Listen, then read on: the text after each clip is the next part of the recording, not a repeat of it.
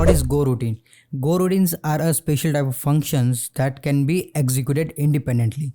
So in short, we can tell that Goroutines are a lightweight threads. So every time there will be a one Goroutine available in your Go program. So that we will be calling as a main Goroutine. So our main function will be running as a main Goroutine.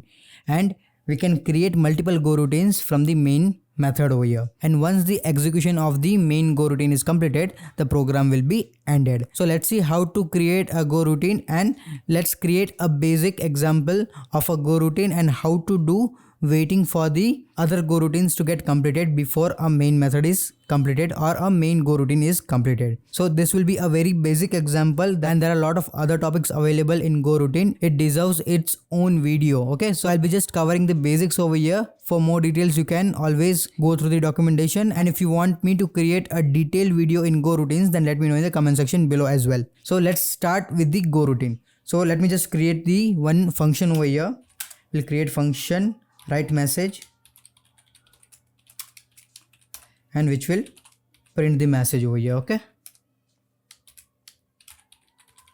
hello. And what we do is we generally call this function in our main method, and our main method will be in its own main Goroutine. Okay, so let's run this, and you can see that we are able to get the hello over here. So this is getting executed. Now to call a Goroutine, you just have to add the go keyword over here, and this particular write message will be executed in its own Goroutine. Okay, so now this won't be executed in the main routine. A new routine will be created for it. Okay, so let's run this, and you can see that nothing happened, right? Because what I said was the execution of the Goroutine is only available when you have a main Goroutine. Once the main Goroutine is completed, the execution of the program is completed. So this particular Goroutine write message didn't get that much time to complete its execution before the main method got completed. So let's add the dirty way to add the time over here. So what I'll do, time dot sleep, and here I will add the time over here.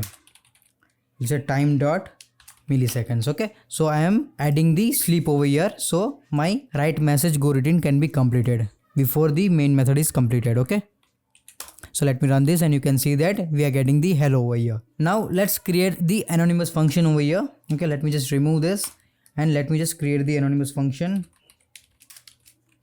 and I'll do fmt.println hello user, and we'll call this function over here.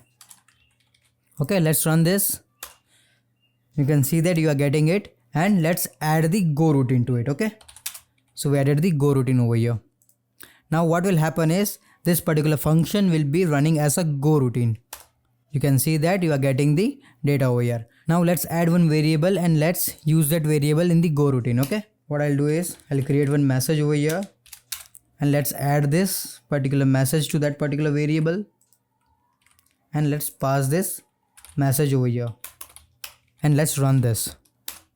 So here you can see that the Goroutine that which we created is able to access the data from the main Goroutine. Okay, so internally Go compiler will be able to identify from where the data is being called. Now what will happen when you change the value over here? If I change the value over here to hello YouTube, so now what will happen over here is we created the value over here, that is hello user, and we pass that value to this particular function over here. Okay, which is running in its own Goroutine, and within the main Goroutine we change the value of that particular variable. So if the execution is taking more time to execute this Goroutine, then this particular variable over here will be updated, and you will not get the correct value in your Goroutine. Okay, so if I run this, you can see that we pass the hello user over here in this particular Go function, okay, which we created Goroutine, and we change the value over here to hello YouTube, and what it's happening is we are getting the hello YouTube over here. We are not getting the hello user over here. So this is what we will call a race condition. So race condition is happening for that particular variable over here. Okay, now how to avoid this condition? Okay, how to do is the best practices are to pass the variables within the function if this type of scenarios you are implementing. Okay, so rather directly using the message over here, you can pass the message as the parameter, and here also you can pass as an input parameter over here. And if I do over here, if I print over here after this message also, and if I run this again, then you will be seeing that in my Go routine that we created, anonymous function we will be getting the hello user, and within the main routine we will be getting the hello YouTube. You can see that we are getting the correct data over here. Okay, so this is executed first, the main go routine is executed first, and then this particular go routine is been executed. Now how to verify if there is a race condition or not, right? Because this will be a very subtle bugs in your application when there is a race condition in your application. But Go language provides us the functionality within the compiler level to identify if your program is having a race condition or not. So let me just clear this console over here. And if you run this program, let me just remove all these things over here. Let me just go to the older program. Now if you run this particular application with race condition, okay, with race flag over here this way, then you can see that the Go compiler will give you all the informations over here. Okay, so you can see that you are getting one warning, that is a data race. Okay, so there is a data race happening in your application. So if you go to the line number 10 over here, so this is our function for this particular thing, there is a race condition, and you will see that you are also getting the information like previous writes. So at this particular line number 13, there is a write operation available over there, and because of that you might get a race condition. So if you are working with the Go routines and if you are working with the concurrent applications, at that time there might be a subtle bugs which will lead you to the race conditions, but Go compiler gives you functionality to check if you have a race conditions or not. So with this particular flag you can identify the race conditions in your application and you can resolve your issues at the development phase only. Now there is one more thing. So we have added a dirty check over here to sleep the application, okay, for 100 milliseconds. But in the production application we should not do this, right?